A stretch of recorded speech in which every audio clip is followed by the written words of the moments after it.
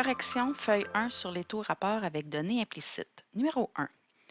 À un match de basketball, le rapport entre le nombre de points des équipes de l'équipe Les Rapides et celui de l'équipe Les Dribbleurs est de 26 à 25. Si le nombre total de points des deux équipes est de 204, combien de points l'équipe Les Rapides a-t-elle obtenu à ce match? Alors, je me fais mon tableau. Rapport réel. Donc, le rapport qui est donné, c'est de 26 à 25 et l'ordre reste le même. Donc, rapide, dribbleur, ben c'est 26 pour rapide, 25 dribbleur. Donc, 26, 25 et je viens écrire nombre de points. Le premier, c'est les rapides. Et le deuxième, nombre de points, les dribbleurs. Et on me demande si le nombre total de points des deux équipes est de 204. Ça, c'est dans le réel. Donc, dans le réel, 204 ne va pas vis-à-vis les points des rapides ni des dribbleurs. Donc, je vais rajouter une autre rangée. 204 dans le réel, c'est le nombre de points des deux équipes ensemble dans le réel. J'ai absolument besoin de ce qui va avec. Donc, j'ai besoin du nombre total des deux équipes selon le rapport. Donc, 26 plus 25 me donne 51. Quand une équipe fait 26, l'autre fait 25, donc un total de 51 pour les deux. Et on me demande combien de points d'équipe Les Rapides a-t-elle obtenu à ce match? Donc, ce que je cherche, c'est les Rapides. Pardon. Donc, je vais devoir me créer une proportion. Ici, ça va ensemble. J'en ai besoin parce que c'est ce que je cherche. Et l'autre qui est complet, c'est là. Donc, mon rapport, ça va être 26 sur 51 égale à x sur 204. Et là, ben, on peut faire le retour à l'unité, produit des extrêmes, lien horizontal ou vertical. Donc, on va faire le produit des extrêmes. Ah, c'est ça que je cherchais. 1 surligneur. Donc, j'en ai juste un. 26 fois 204 égale 51 fois x. Donc, je vais faire 26 fois 204. 5304 est égal à 51 fois x. Comme je veux juste x, je vais diviser par 51. Si je le fais à droite, je le fais à gauche. Donc, divisé par 51 me donne 104. Donc, le nombre de points de l'équipe des Rapides va être de 104 points. Numéro 2. Le rapport entre la largeur et la hauteur d'une fenêtre est de 5 pour 7. Le périmètre de cette fenêtre est de, donc ici, le périmètre réel est de 390 cm. Quelles sont les dimensions? Donc, je vais aller écrire mon rapport dans un tableau. J'ai 5 pour 8. Donc, je fais mon tableau. Rapport réel. J'ai 5 pour 8. Et c'est quoi que le 5, c'est quoi le 8? Bien, le premier, c'est largeur de la fenêtre et l'autre, c'est la hauteur de la fenêtre. Donc, largeur, hauteur. Et ce qu'on me donne dans le réel, c'est le périmètre qui est de 390. Donc, dans le réel, j'ai une troisième donnée qui est 390. Je ne peux pas le mettre à largeur, je ne peux pas le mettre à hauteur. Donc, j'en rajoute une rangée, périmètre. Et très important de bien l'identifier, c'est le périmètre. Donc, pensons-y, si ma fenêtre a une largeur de 5 et une hauteur de 8, dans ce rapport-là, quel va être le périmètre avec ce rapport-là? Le périmètre ne sera pas juste 8 plus 5, ce ne sera pas 13, ça va être 8 plus 5 plus 8 plus 5. Donc, 26. Et on me demande quelles sont les dimensions. Donc, quand on vous demande les dimensions, c'est la largeur et la hauteur de cette fenêtre-là. Alors, je vais mettre A et B. Je cherche deux valeurs. J'aurais pu mettre X, Y. Donc, je vais me faire 2 fois proportion calcul. Donc, je vais commencer avec la largeur. Donc, la proportion que je vais prendre pour la largeur, bien, je vais prendre sur la rangée de la largeur, donc 5 et A ici, sur bien, ce que je connais, 26, 390. Donc, je peux faire, encore une fois, mon choix que je veux. Je vais faire le produit des extrêmes égal au produit des moyens. 5 fois 390 est égal à 26 fois A. Alors, 5 fois 390 me fait, vous ne voyez pas, 1950 est égal à 26A. Et là, ben, je veux juste A, donc je vais diviser par 26. Diviser par 26, je le fais à droite, je le fais à gauche. Alors, je divise par 26, 75. Donc, la largeur est 75. Et pour ce qui est de la hauteur, bien, la hauteur, cette fois-ci, je vais prendre 8 et B sur 26 et 390. Produit des extrêmes égal au produit des moyens. Alors, 8 fois 390 est égal à 26 fois B. 8 fois 390 me donne 3120 est égal à 26 fois B. Je veux juste B, je divise par 26. Donc, B va valoir, divisé par 26, 120. Donc, ma réponse, largeur égale 75 cm, hauteur égale 120 cm. Pour le numéro 2. Numéro 3. Pour fabriquer du mortier, on suggère 1 kg de ciment pour 3 kg de sable. Donc, c'est mon rapport 3 pour 1.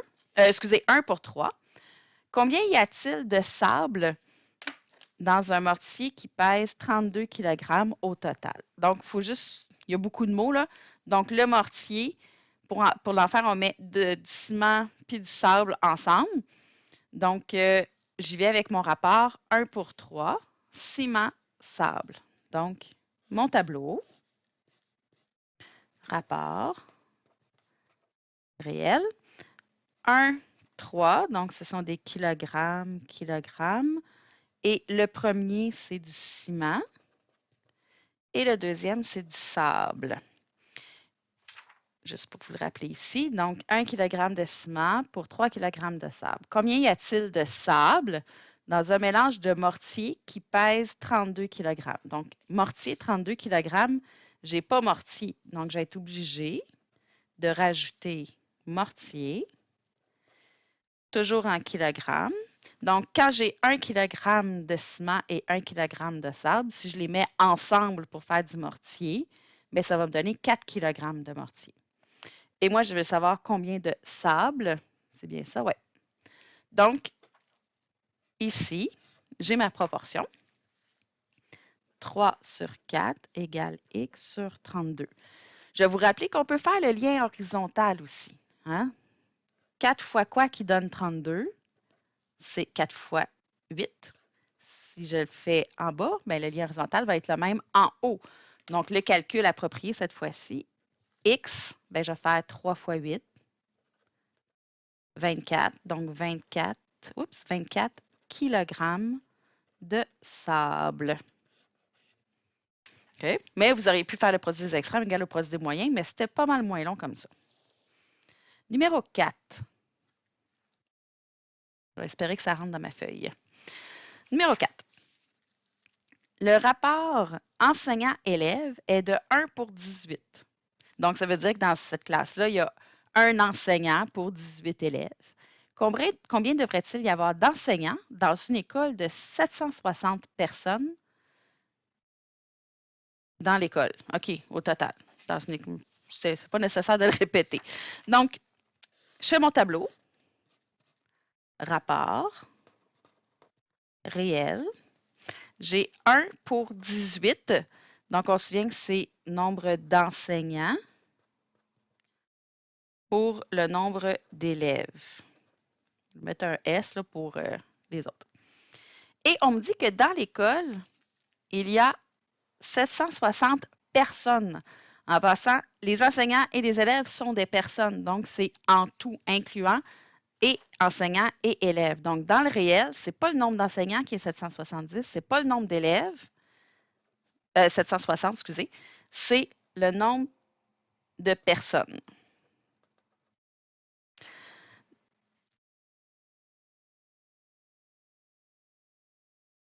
Donc, dans un rapport de 1 pour 18, ça fait combien de personnes? Bien, ça fait 19 personnes. Et la question, c'est combien doit-il y avoir d'enseignants? Donc, ce que je cherche, c'est le nombre d'enseignants. Et je peux faire maintenant ma proportion 1 pour 19 égale X sur 760. Donc, on peut faire le retour à l'unité, produit des extrêmes, peu importe. Donc, je vais faire le produit des extrêmes. Donc, ici, ça veut dire 1 fois 760 est égal à 19 fois X. 1 fois 760, c'est 760. Je veux juste X. Donc, pour éliminer fois 19, je divise par 19. Si je le fais à droite, je le fais à gauche.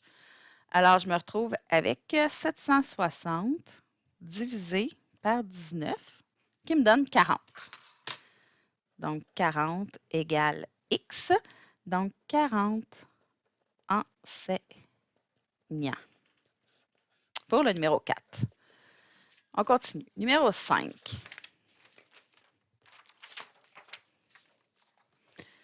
On me dit, David fait imprimer une photo panoramique dont le rapport entre la longueur et la largeur est de 6 pour 1. Donc, 6 pour longueur, 1 pour largeur. Si le périmètre de la photo, donc réelle, est de 228 cm, quelles sont les dimensions de la photo? Donc, ça ressemble pas mal au numéro avec la fenêtre numéro 2. Donc, allons-y, numéro 5. Alors, je fais mon tableau. Rapport réel. Alors, mon rapport, c'est 6 pour 1. 6, c'est la longueur. 1, c'est la largeur. Et ce que j'ai comme donnée de réel, c'est 228. 228, c'est le périmètre. Donc, ça va ni dans longueur, ni dans largeur. 228 va venir ici. Et c'est le périmètre. Alors, dans mon rapport, quand j'ai 6 pour 1, bien, quel va être le périmètre? Bien, ça va être 1 plus 6, mais je n'ai pas fait le tour. Donc, 1 plus 6 plus 1 plus 6, ça me donne 14.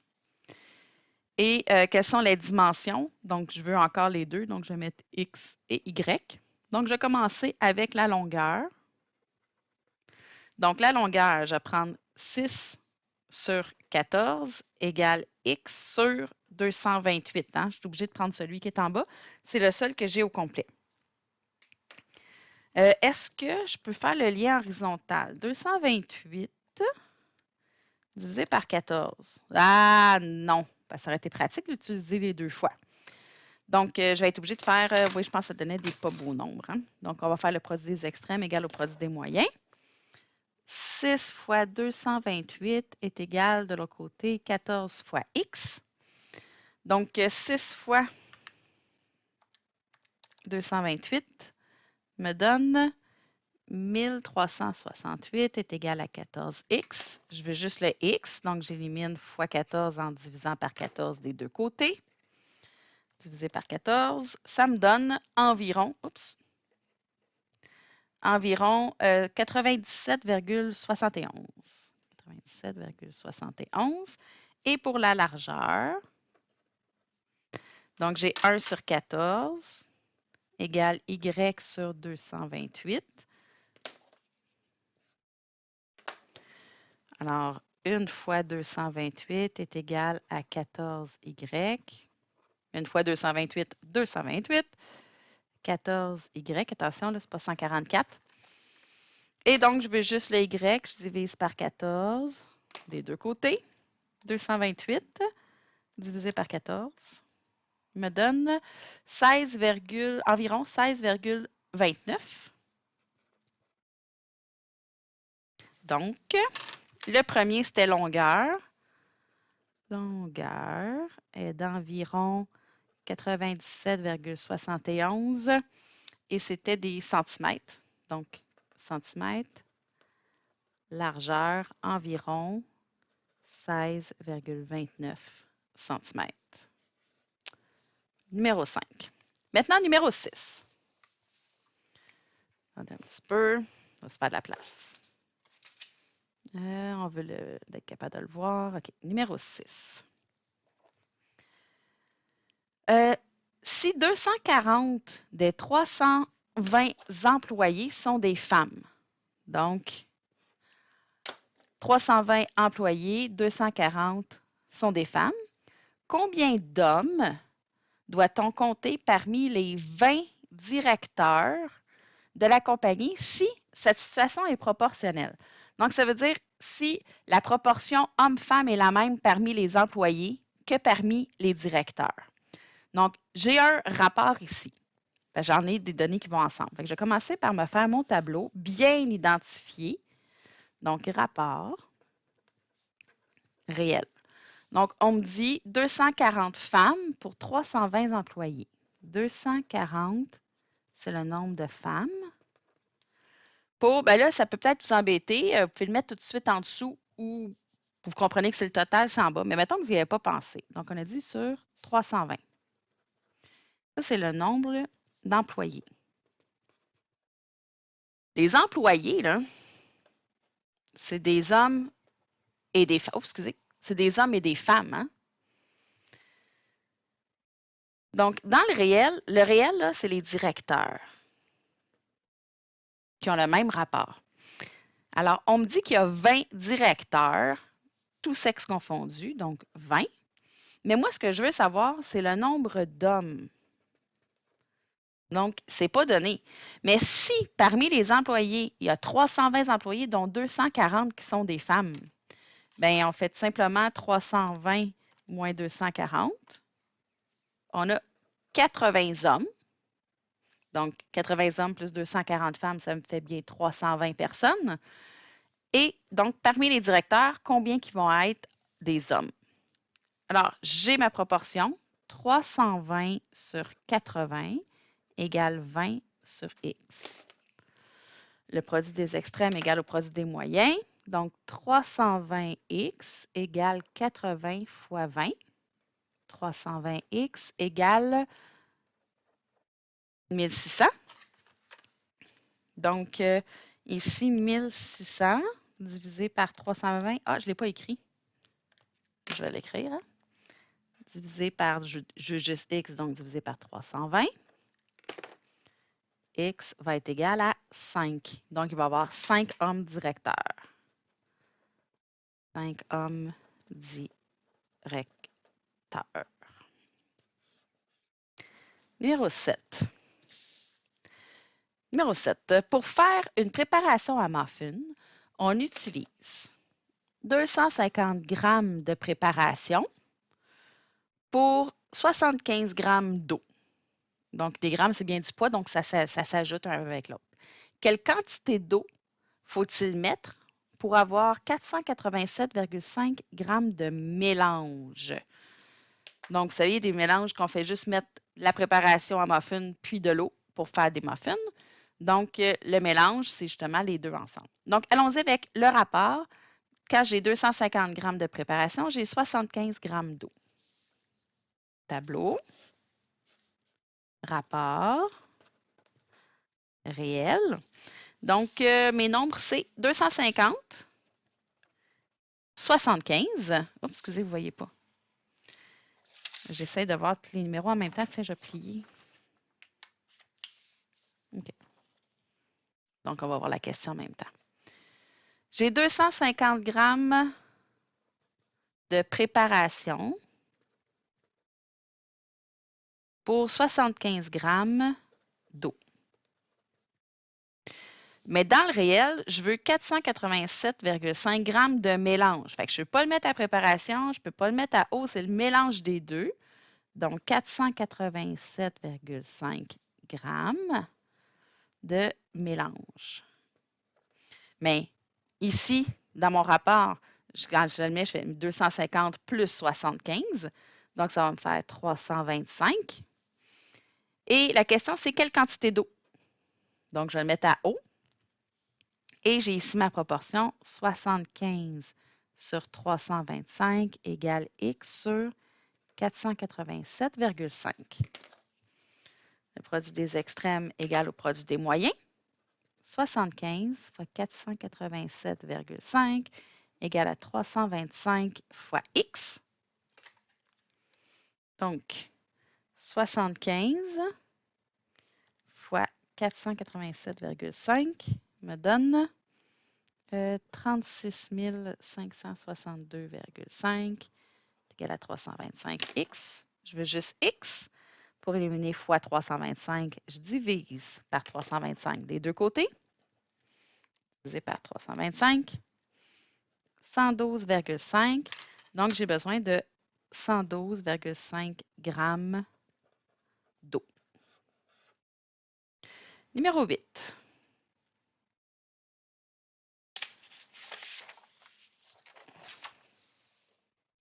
Je vais inverser. Numéro 8. Pour faire de la sauce à spaghetti, Juliana mélange un petit peu. Elle est spéciale, sa sauce à spaghetti.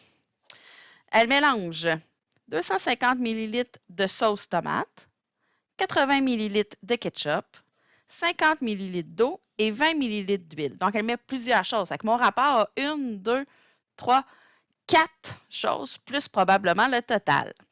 Quelle quantité de ketchup doit-elle mettre pour, si elle veut préparer 650 ml de sauce à spaghetti, donc effectivement du total. Donc, je vais faire un tableau, mais avec plusieurs lignes. Au pire, j'en rajouterai. Là. Donc, rapport réel. J'ai 250 millilitres de sauce tomate. C'est tout en millilitres. 80 millilitres de ketchup. 50 millilitres d'eau, donc 50 de l'eau. Et 20 millilitres d'huile. Quelle quantité de ketchup doit-elle mettre si on veut préparer 650 millilitres de sauce à spaghetti? Donc, pas sauce tomate, pas ketchup, pas eau, huile, autre chose. 650, bien, c'est le total. Sauce à spaghetti. Donc, je vais additionner 250, pas fois, 250 plus 80 plus 50 plus 20. Oh mon Dieu, OK, 400, ça s'additionnait bien. Alors, sa recette originale, c'est pour 400 ml de sauce à spaghetti, mais elle en veut 650. Mais on veut juste savoir la quantité de ketchup, hein, c'est bien ça? Oui. Donc, 80 sur 400 égale X sur 650. Donc, j'ai ma proportion. Retour à l'unité, ligne horizontale, verticale, produit des extrêmes. On va y aller avec le produit des extrêmes. 80 fois 650 est égal à 400 fois X. Alors, 80 fois 650 me donne 52 000. C'est égal à 400X. Je veux juste X, donc je vais éliminer fois 400. Je divise par 400. Si je le fais à droite, je le fais à gauche. Divisé par 400 me donne 130. Alors, 130, c'était tous des millilitres de ketchup. C'est pour le numéro 8. Il nous reste numéro 9. Numéro 9. Simon, Béatrice et Corinne se sont associés pour créer une entreprise. Simon a investi 6 400 $. Béatrice a investi 8 200 et Corinne a investi 5 400 Donc, on comprend que Béatrice a investi beaucoup plus que Corinne. Donc, s'il y a quelque chose, elle va en avoir plus. Là. Donc, cette année, l'entreprise a réalisé un profit de, attendez, 42 000 Quelle part du profit chaque associé recevra-t-il si la part reçue est proportionnelle à la part que chaque associé dans la création d'entreprise? Donc, vous comprenez que si Béatrice elle a investi beaucoup plus, ben, elle va recevoir beaucoup plus d'argent quand ils font un profit. Alors, on va faire notre tableau. Rapport réel. Alors, on a Simon, 6 400. Donc, l'argent de Simon. Ensuite, Béatrice, 8 200. L'argent de Béatrice. Et Corinne, 5 400. Donc, l'argent de Corinne. Ça, c'est les rapports. Le 42 000 c'est le réel. C'est ni l'argent de Simon, ni de Béatrice, ni Corinne, mais c'est bien le profit. Donc, 42 000 de profit. Oui, de profit. Alors, j'ai besoin de savoir, au départ, le total d'investissement des trois était de, donc 6 400 plus 8 200 plus 5 400, c'est 20 000 Et je veux savoir quelle part de profit chaque associé recevra-t-il. Alors, j'ai besoin de A, B et C, de trouver chacun. Donc, je vais faire 3 proportions et calculs pour les trouver. Quoique le dernier, ce n'est pas nécessaire. Donc, allons-y avec l'argent de Simon. Vous pourriez commencer avec Corinne si vous préférez Corinne. Donc, Simon, sa proportion, 6 400. De l'autre côté, j'ai A. Puis sur combien? Bien, les deux que je connais, donc 20 000 et 42 000. Là, comme j'ai plusieurs fois à le faire, si je pouvais trouver mon lien horizontal, ça va toujours être 20 000 puis 42 000. Hein? Donc, 42 000 divisé par 20 000. Donc, j'ai un lien horizontal qui est de fois 2,1. Donc, fois 2,1. Si vous n'êtes pas sûr, là, vous pouvez toujours faire le produit des extrêmes égal au produit des moyens, vous allez arriver à la même chose. Mais moi, je suis paresseuse. A égale, donc le calcul, 6 400 fois 2,1. Donc, 6 400 fois 2,1 me donne 13 440 pour Simon. Je vais faire le calcul pour chacun. Donc, l'argent pour la deuxième, Béatrice. Bien, sa proportion, 8 200 sur 20 000. 8 200 sur 20 000 égale B sur 42 000. Et là, ici, c'est le même que là. Donc, c'est encore fois 2,1. Fois 2,1. Donc, B égale 8 200 fois 2,1. Alors, 8 200 fois 2,1, 17 220 pour Béatrice. Là, vous avez deux choix. Pour Corinne, vous pourriez refaire le même calcul avec sa proportion à elle, ou vous prenez, sur le 42 000, il y en a déjà 13 400 de parties pour Simon, 17 220 pour Béatrice. Le reste sera donc à Corinne. Mais mettons que je n'y ai pas pensé. Je vais faire l'argent. Je vais juste me mettre souligner mes titres, ça va être plus facile après ça. Corinne. Donc, l'argent de Corinne. Oups, vous ne voyez pas. C'est 5 400 sur 20 000. Il manque un zéro. Égale à C sur 42 000.